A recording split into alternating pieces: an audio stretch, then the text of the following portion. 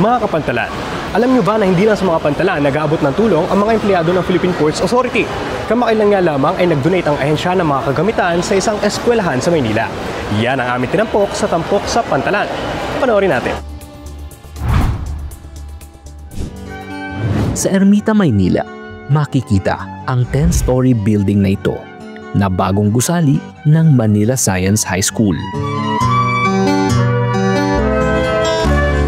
Bilang unang science high school sa bansa na itinatag noong 1963. Sing taas ng gusaling ito ang pamantayan para makapasok at makapagtapos sa batis ng diwa. Being a Masayan or student in this school is not an easy task. For 6 years, it has been hard, challenging, and that is because of the advanced lessons that we have, especially in the field of STEM. When I was in grade 8, meron na po kaming biology, tapos grade 9, may chemistry na po. Then at the same time, nung grade 9, nag-start po kami ng coding until grade 10. Kaya naman ang mga mag-aaral dito, matayog din ang mga pangarap.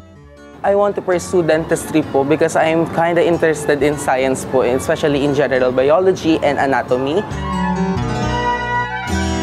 I would like to become a doctor to really apply what I learned in journalism into delivering service to our country. Pero bagamat world-class ang standards sa eskwelahang ito, hamon sa kanila ang pagkakaroon ng makabagong teknolohiyang kailangan para makipagsabayan sa iba pang mga paaralan sa mundo. It is known to all, although we are a special science high school, we currently lack resources in laboratory, ICT.